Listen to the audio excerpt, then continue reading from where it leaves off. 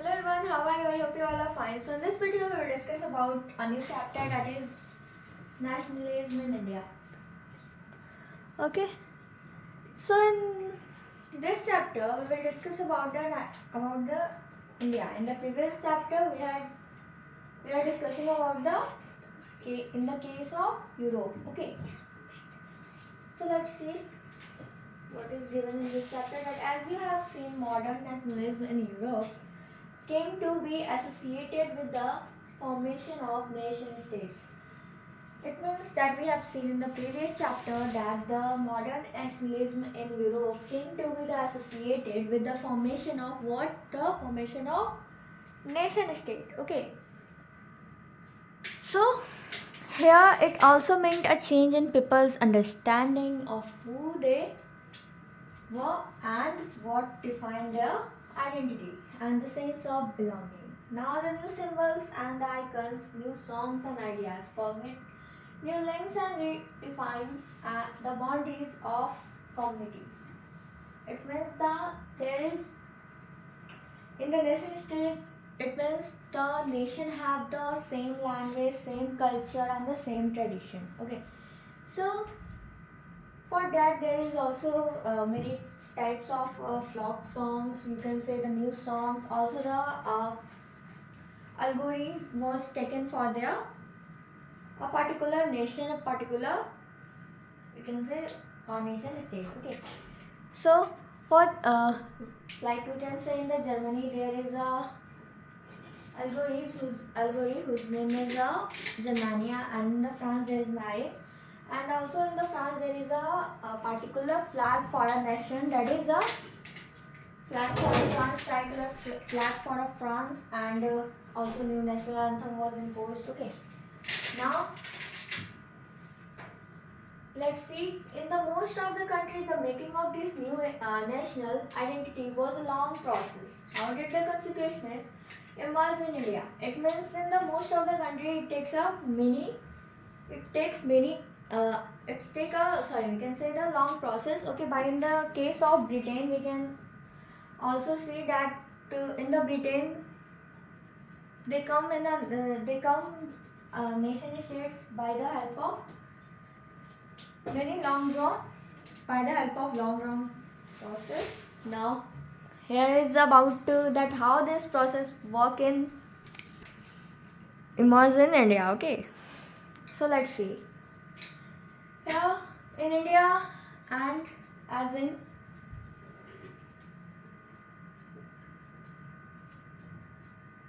in many other colonies, the growth of modern nationalism is intimately connected to the anti-colonial movement. It means these are connected with the anti-colonial movement, and people began discovering their unity in the process of their struggle.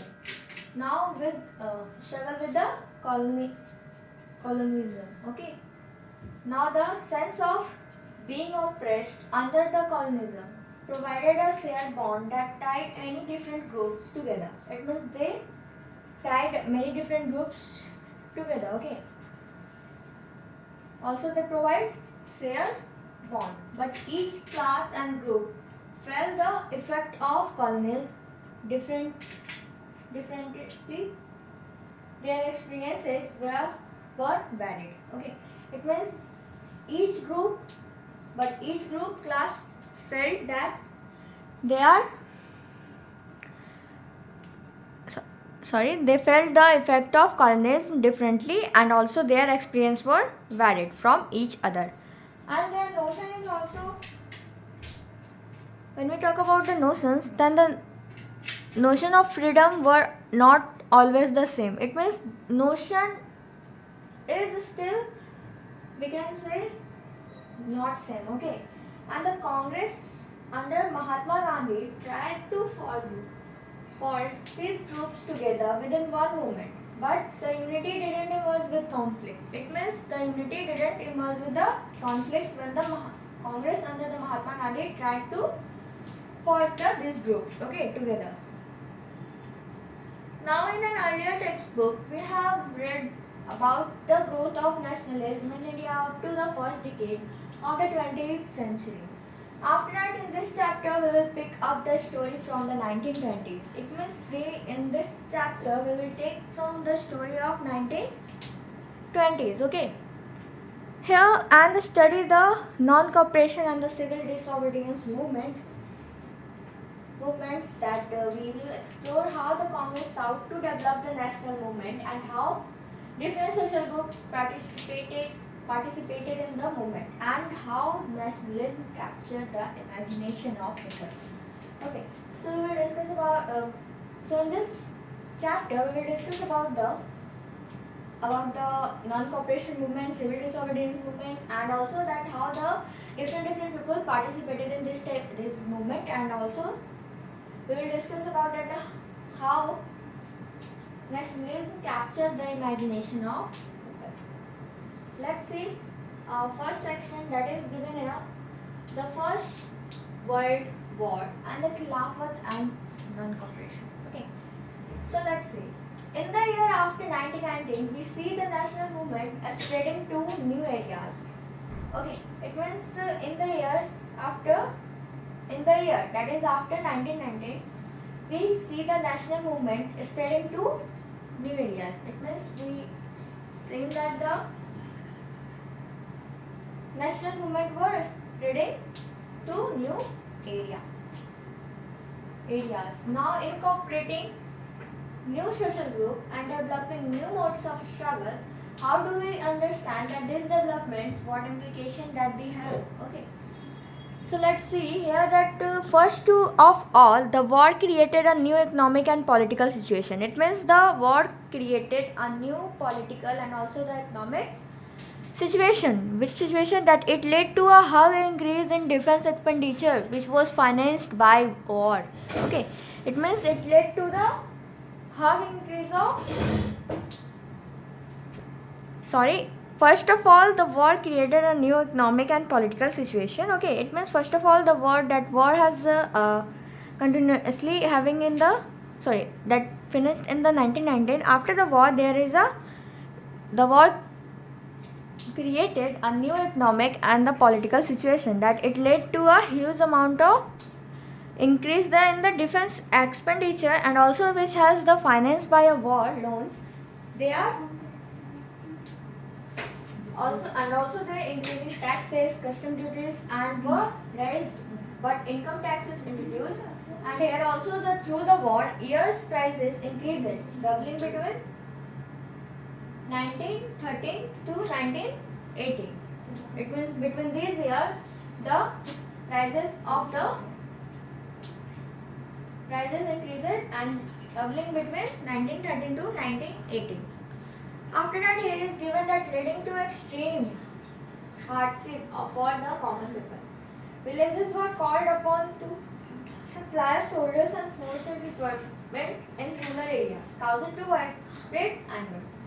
Then, in 1918 and 19 and after 1920 to 1921, crops failed in many parts of India. It means between these years, crops failed in the many parts of the India, resulting in the acute shortage of food. Obviously, if the crop failed, then how the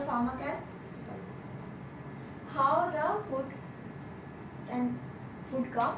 Okay, so that's why in the result there is an acute shortage of food. This was accompanied by an influenza epidemic. Why the crops were failed? Due to the influenza epidemic. Okay.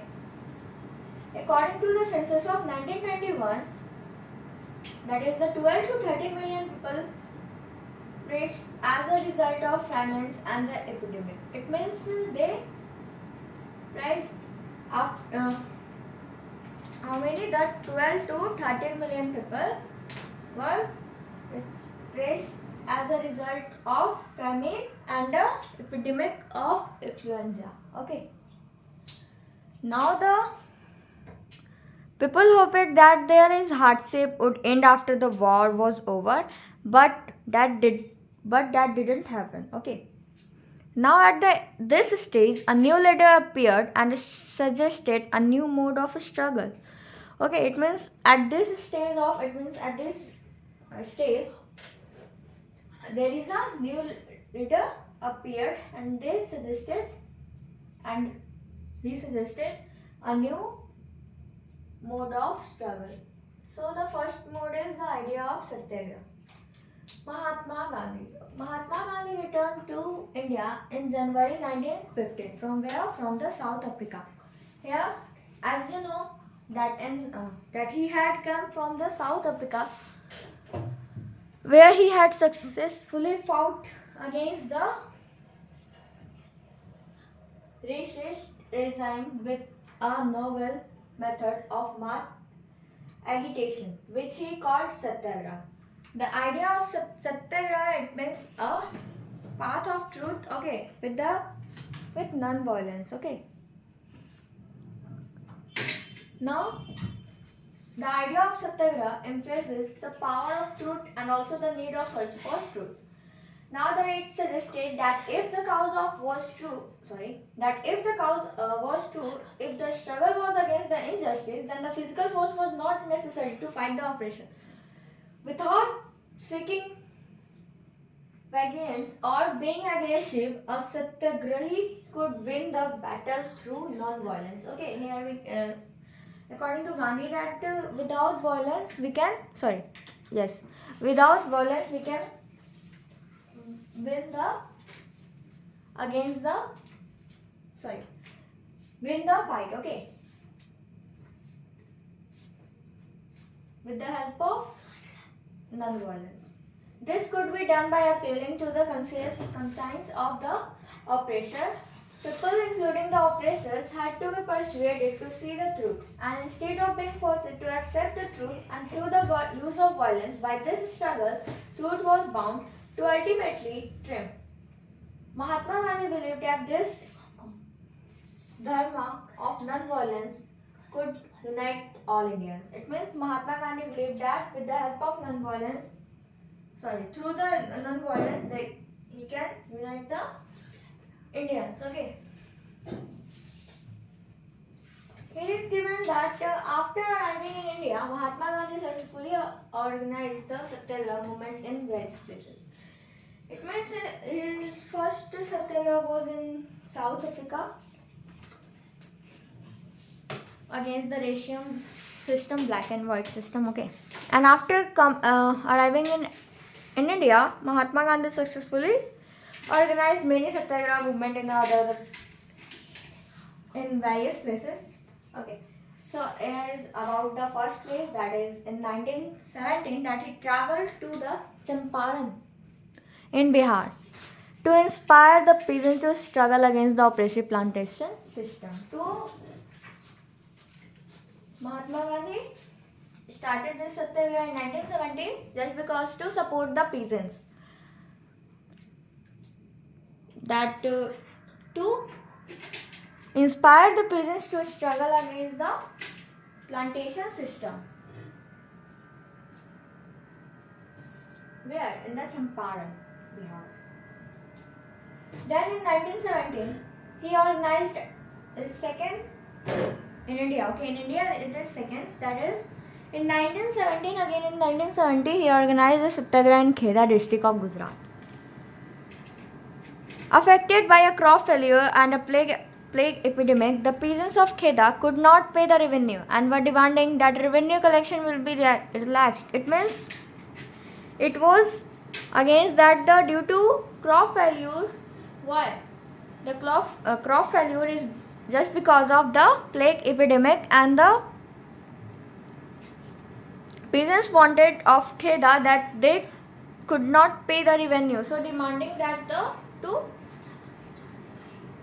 relax the revenue. And after that, in the next year, in the 1918, Mahatma Gandhi went to Ahmedabad in Gujarat, that to organize a satyagraha movement amongst the cotton mill workers. Okay, and it is against for the cotton mill workers.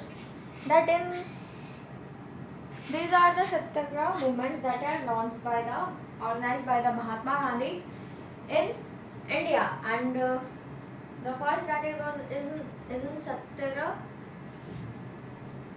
is in South Africa. Okay, after that, when he arrived in India, Mahatma Gandhi has organized three satyagraha in 1917 in Champaran, Bihar. After that, in 1917 in Kheda, Gujarat, and Ahmedabad in 1918. After that, there is a Royal Act. Okay. Emboldened with this success, Gandhiji in 1919 decided to launch a nationwide satyagraha. Okay. After that, in the 1919, he decided to, because he was getting successful in all his movements, in all the satyagraha. Okay. So that's why he decided to launch a nationwide satyagraha for the nation. Okay. Against the proposed Royal Act in 1919. Okay. After that, here is a Royal Act. Okay. This act has been hurriedly passed through the Imperial Legislative Council despite the united opposition of the Indian member. It gave the opposition of the Indian member. It means to against the Indian member, okay, United Indian member, the British launched a act that is whose name is Royal Act. Okay. Now it gave the government enormous power to repress the political activities. Political activities and allowed to detention of political prisoners without the trial for 2 years. Mahatma Gandhi wanted to non-violent for 2 years. It means the government have, through this act, government have a abundant of power that without trial, they have the allowance to keep the people in the prisoners. Okay, like for the 2 and 3 years. Okay, without any. If the person is not doing anything, but Britishers have seen them, then he took to the prison. Okay, for trial. Without trial for 2 years. Only for 2 years. This law is also called the black law. Okay. Mahatma Gandhi wanted that non-violent civil disobedience against the such unjust law, which would start a hartal on 6 April. Okay. It means Gandhiji wanted that this non-violence was not fair. This violence is not fair. So he wanted non-violence. So he started a movement on the 6th April. Okay. By the help, he started this movement with the help of hartal on 6th April.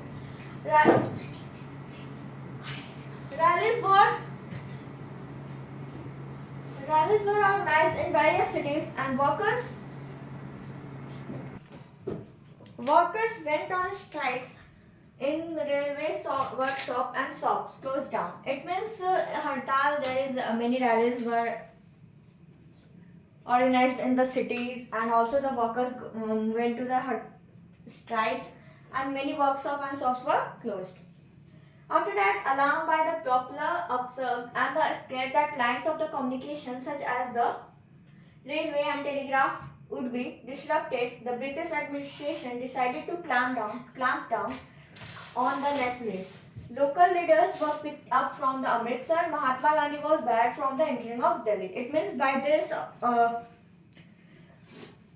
thing that is done by the Mahatma Gandhi. Okay, so the British got angry and started to pick up local leaders. Okay, from the Amritsar, and Mahatma Gandhi was also barred from entering in Delhi. Now, on the 10th April, the police in Amritsar fired upon a peaceful procession. It means in a peaceful procession, the Amritsar police were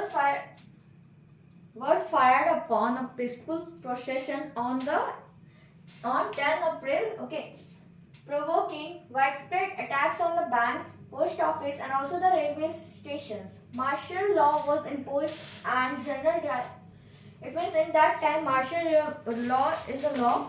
Okay, was imposed by the British, and also the general riot took command that on the 13th April.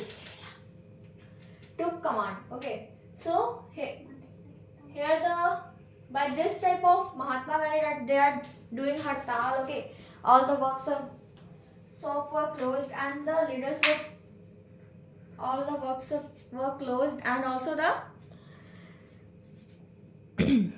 the workers went on strikes. Okay, and the rallies were organized in the cities, different various cities. Okay, so in this type of action of Mahatma Gandhi, British has taken an action that they picked up local leaders from the Amritsar. Gandhiji were back from the and also there is Delhi, and also there is martial law was imposed and General Dyer took command. Here now, on the 13th April, the infamous Jallianwala Bagh incident took place. It means the Jallianwala Bagh took place on the date 13 April. On that day, a large crowd gathered in the enclosed ground of Jallianwala Bagh. It means this was a, we can say, a park type. Okay, so Jallianwala Bagh, here is a large number of crowd were gathered in the closed ground. Okay. Now some came to the protest against the government new oppressive measures. Others had to be attend the annual Baisakhi fair. Here is a fair is there, that is the whose name is Baisakhi fair. Okay, that was on the 13th April. This occasion was celebrated in that park. Here is some of them came for to protest against the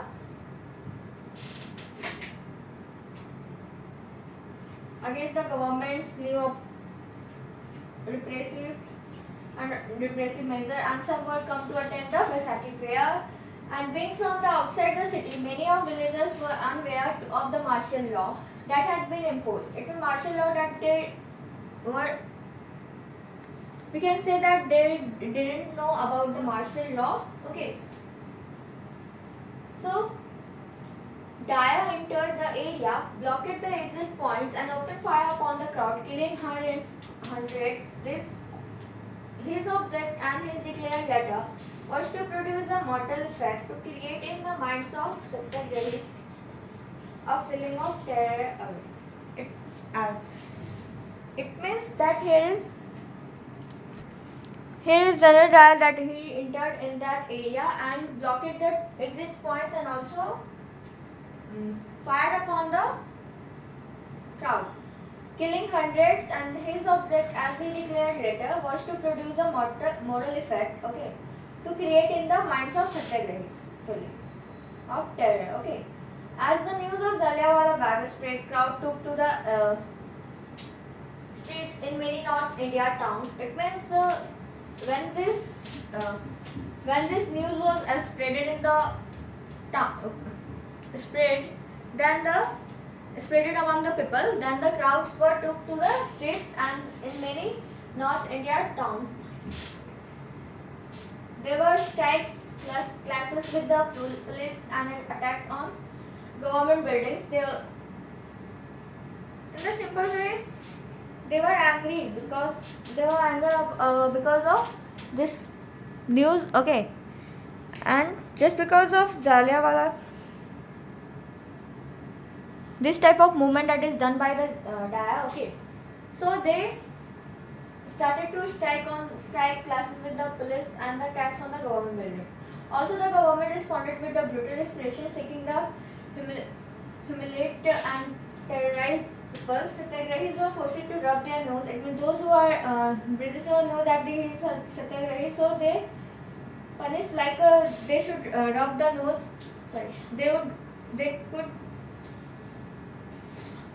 Sorry, they Britisher wanted that they have to rub their nose on the ground, and also many types of crawl on the streets, do salam or do salutes, okay, to all sahibs. People were flogged and villages around the Gujranwala in Punjab, now in Pakistan, were burned. Okay, seeing violence spread, Mahatma Gandhi called off the movement. The movement was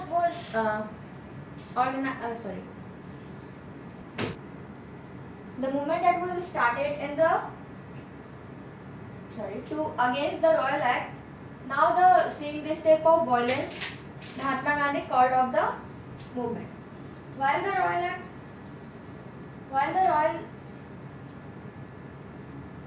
Act Satyagraha had been widespread movement, it was still limited mostly to citizen towns. Mahatma Gandhi now felt that the need to launch a more broad-based movement in India. It means Mahatma Gandhi now felt that they need to launch a more broad-based movement in the India. But he was certain that no such movement could be organized without bringing the Hindus and Muslims closer together. It means he think about that there is no such movement is arrived, or we can say organized in India without bringing the Hindu and Muslims together. Okay. One way of doing this, he felt, was to take up the Khilafat issue, that the First World War had been ended with the defeat of Ottoman Turkey. And there were rumors that the peace treaty was going to be imposed on the Ottoman Emperor, that the spiritual head of the Islamic world, the Khalifa, to defend the Khalifa's temporal powers, a Khalifat community was formed in Bombay in March 1990. Okay. This committee was formed due to impose the Khalifa's temporal power. Formed in Mumbai 1990. A young generation of Muslim leaders like the brothers, whose name is Muhammad Ali and the Shaukat Ali, began discussing with the Mahatma Gandhi about the possibility of united mass action on this issue. Okay, and also Gandhiji saw that this opportunity to bring the Muslim under the umbrella of unified national movement. It means Gandhi saw that this is a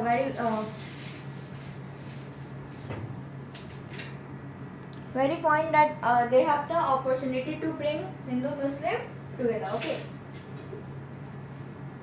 At the Kolkata session of the Congress in September 1920, he convinced that other leaders of the need to start a non-cooperation movement in support of Khilafat as well for a Swaraj. For a Swaraj, they wanted to start a Khilafat movement. Okay. After that, there is why non-cooperation. Okay, so this topic we will discuss in the next video. So I hope you understand the whole video. That's all for today. Thank you. Have a nice day.